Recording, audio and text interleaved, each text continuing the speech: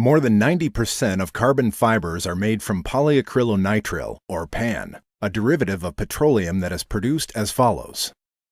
Crude oil is extracted from the ground and transported to an oil refinery. During refinement, about 2% of the oil is made into propylene, which becomes feedstock for a petrochemical plant. While processing at the petrochemical plant, propylene and ammonia are combined during an oxidation process. The result is the production of acrylonitrile, the monomer or base unit of PAN. The process moves to a polymerization stage during which the acrylonitrile is combined with catalysts and comonomers and reacted to produce PAN. The PAN passes through a drying step and is dissolved in a carrier solvent. It is then pumped and filtered. The PAN is extruded through a die into a solvent bath to form the filaments that appear here in fine strands.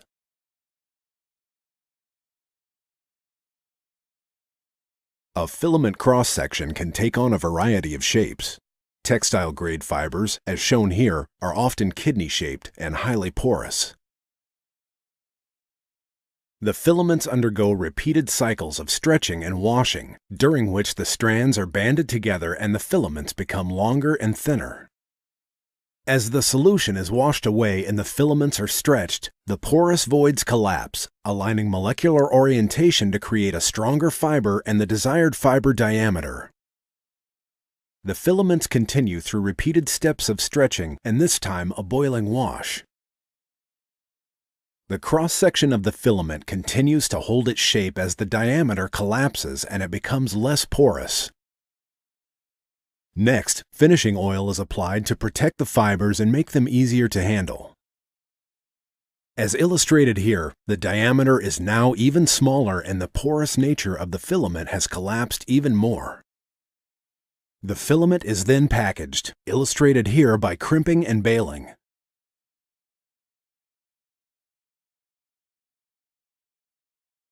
Eisenmann, carbon fiber lines. Eisenmann, the world's leader in thermal process solutions, introduces you to our best-in-class integrated carbon fiber production lines.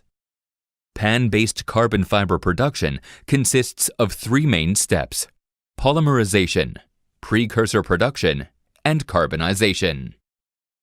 There are three primary thermal treatment steps within the carbonization process. They include the stabilization process, which occurs in the oxidation ovens, followed by the carbonization process in the low-temperature and high-temperature furnaces. Surface treatment and sizing are followed by the drying steps, resulting in the finished carbon fiber product. The finished carbon fibers are then wound onto spools, simplifying material handling. The contaminated process air released during oxidation and carbonization is purified by means of the integrated exhaust air purification systems. The oxidation step is typically realized in 4 to 8 modular ovens. Process times typically range from 60 to 90 minutes at temperatures between 200 degrees and 280 degrees Celsius. A precursor-specific profile will then be set for the production of carbon fibers. The oxidation process is considered to be one of the most important steps in carbon fiber production. Homogeneous airflow and temperature uniformity over the entire process chamber are essential to control the exothermal reaction to achieve the desired quality and throughput of the product. Eisenmann offers different airflow systems to provide the ideal airflow for each fiber type. This includes vertical down and center-to-end airflow systems. Each modular oven includes multiple controlled zones, 4 in this case. This approach provides consistent airflow to uniformly remove the heat generated from the fiber band during the oxidation process. Continuously welded seams within the process chamber and smoothly finished surfaces result in a maintenance-free interior and prevents process gases from escaping from the oven. The optimized design of the modular air distribution devices guarantees best-in-class airflow and temperature uniformity over the entire process chamber. The vertical downflow air delivery system is typically the preferred airflow technology for small tows. The turbulent airflow at the toe provides the safest control of the exothermal reaction, which results in the shortest oxidation times. Filter elements in front of the heating devices ensure that loose fiber filaments are removed from the process airstream, preventing the blocking of downstream components. The two-stage filter configuration allows for ease of servicing during fiber production. As an option, roll filters can be installed. Thermal energy for the process is provided by electric heaters, gas-fired heat exchangers, a hybrid heat system, or heating with thermal oil. The center-to-end design is typically utilized for both small and heavy tows, which provides a high flexibility on the production of different fiber types. The center-to-end oven design consists of two individually controlled zones and provides uniform airflow parallel to the fiber band.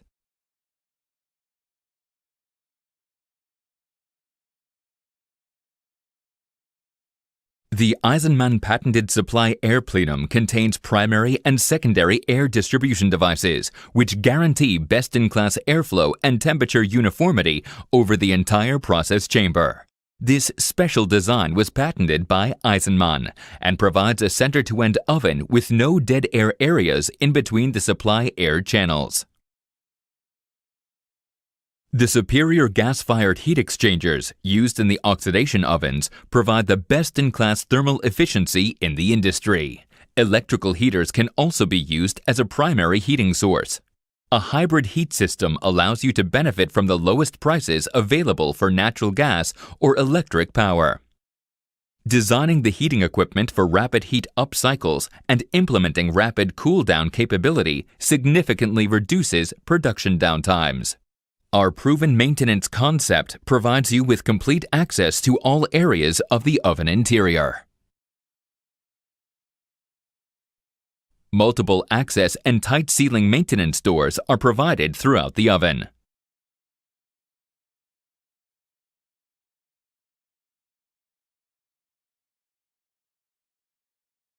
Also provided are removable filters that can be removed and cleaned during operation.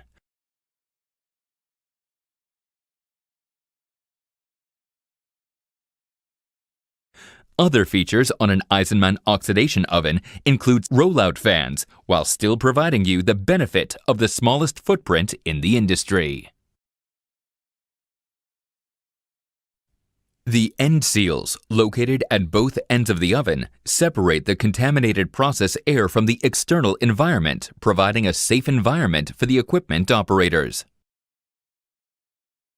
The patented end seal system with individually adjustable airflow systems are integrated within the oven housing. The Eisenmann end seal system prevents the migration of cold ambient air from outside of the oven body, resulting in an extension of the effective heated length of the process chamber. Inside the end seals, the surfaces exposed to the process are maintained at temperature to ensure a minimum formation of condensate, preventing the buildup of tar. In the case of the center-to-end ovens, the return air volume is separated into a primary and a secondary exhaust airflow. The ratio in between these two airflows can be adjusted to achieve the superior performance of this end seal technology. The process requires a continuous fresh air supply. Using an air-to-air heat exchanger after the abatement system, the fresh air is preheated and delivered to the front of the end seals. This energy is utilized to significantly reduce the overall energy consumption to heat the ovens by up to 50% during operation. Vestibules are provided on each end of the oven to capture any fugitive emissions from the fiber prior to exiting the oven. A fully automated louver system provides you the best access for fiber handling and helps you to reduce the overall energy consumption. Uniform temperature distribution and control of the atmosphere within the low temperature and high temperature furnaces is important for the product quality. The Eisenmann furnaces are designed to meet all customer requirements and deliver the best-in-class performance. Both the low temperature and high temperature furnace are designed with a modular concept. This approach supports system standardization across lines, as well as supporting the required individual temperature profile. High-quality insulation materials ensure the lowest energy losses in the industry. The low-temperature furnace typically sees temperatures of up to 950 degrees Celsius. The stresses from these high temperatures is managed with our patented muffle bearing system, avoiding stresses within the steel muffle, which improves the muffle lifetime. To assure and maximize the muffle lifetime, the shape is designed in a way that ensures the longest durability with the lowest maintenance requirements. To provide the tightest temperature control in the industry, heating elements are located above and underneath the muffle, providing the customer with a uniform temperature profile. As an option, Eisenmann can provide a recirculation air system to distribute air around the muffle. Recirculating air around the muffle significantly improves the temperature uniformity with the muffle. Also offered by Eisenmann is the proven gas-fired LT furnace technology to utilize the cost savings when using natural gas. The high-temperature furnaces typically sees temperatures up to 1,800 degrees Celsius. A graphite muffle construction is utilized to manage these high temperatures. Our proprietary heating system frames the graphite muffle with a cage of heating elements, ensuring best-in-class temperature uniformity within the furnace chamber and over the entire fiber band. This custom design significantly reduces the number of penetrations in the oven housing by 75%. This design avoids additional heat loss, lowers the overall energy consumption used for cooling, and reduces the risk of oxygen infiltration significantly. The furnace sealing boxes include individually adjustable distortion-free openings. This proprietary design guarantees minimal transition gaps and 100% sealing against ingress of atmospheric oxygen with a low consumption of inert gas. Easy access to the furnaces is provided due to the modular design of the sealing boxes. The insulated inlet sealing boxes can operate with preheated inert gas. The water-cooled outlet sealing box and the inert gas supply work together as a cooling zone. The exhaust gas ports can be individually placed based on process needs to ensure uniform flow of the process gases. Insulation or heat tracing of the exhaust gas ductwork to the combustion chamber prevents condensation and the buildup of tar. Eisenmann carbon fiber lines.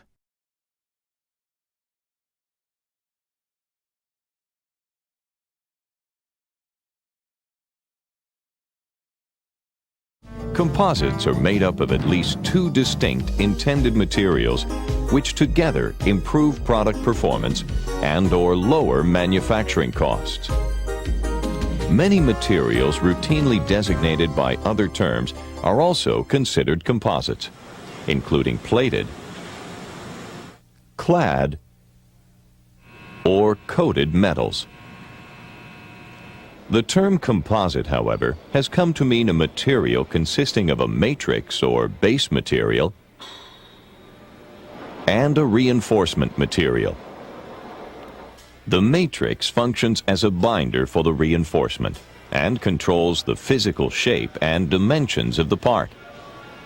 The primary purpose of the matrix is to transfer the load or stress applied to the composite to the reinforcement. The matrix also protects the reinforcement from adverse environmental effects. The reinforcement's function is to improve the mechanical properties of the composite and is typically the main load-bearing element. Reinforcement is usually in the form of fibers or particles. There are numerous methods of producing parts from fiber-reinforced thermoset polymers, with the primary types being manual layup, automated layup, spray-up, filament winding, pultrusion, and resin transfer molding. Manual layup is a widely used method of manufacturing a wide range of composite parts and components. The process begins with cutting the reinforcement material to size.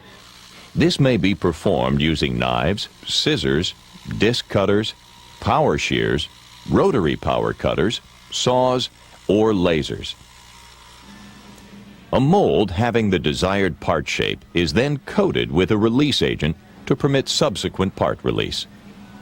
Composite manufacturing molds are commonly made of steel, aluminum, nickel, copper, or polymer matrix composites.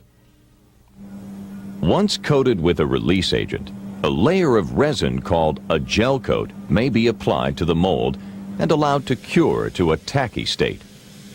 As the gel coat cures, the reinforcement material is prepared for application by impregnation with wet resin or matrix material. The impregnated reinforcement material is then placed on the coated mold surface and hand-rolled for uniform distribution and removal of entrapped air. More reinforcement material and resin are applied as needed in this manner until required part thickness has been built up. This so-called wet layup method can be used with nearly all reinforcement materials and is widely used to produce glass-reinforced polyester products and sometimes glass-reinforced epoxy products. Wet layup is also used for making composite molds. Layup can also be performed using prepreg material. Use of prepreg eliminates separate handling of the reinforcement and resin. Prepreg reduces resin consumption and can improve part quality by providing more consistent control of reinforcement and resin contents.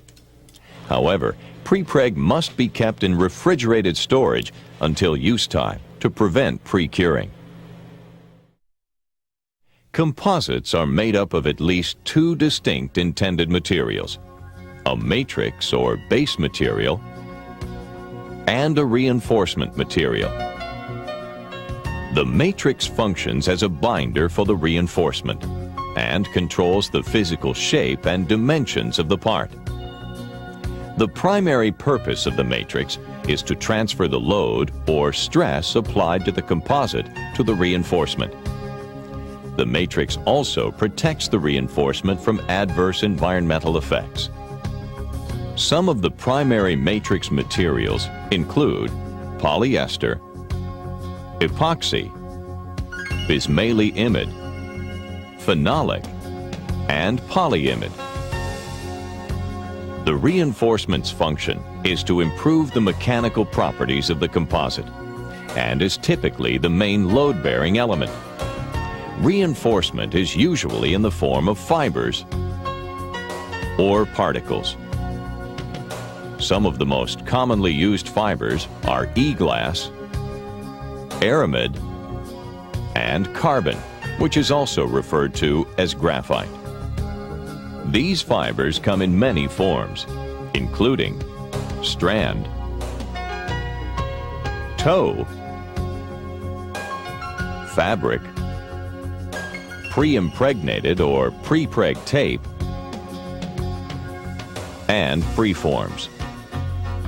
There are numerous methods of producing composite parts, with the primary types being manual layup, automated layup, spray-up, filament winding, pultrusion, and resin transfer molding.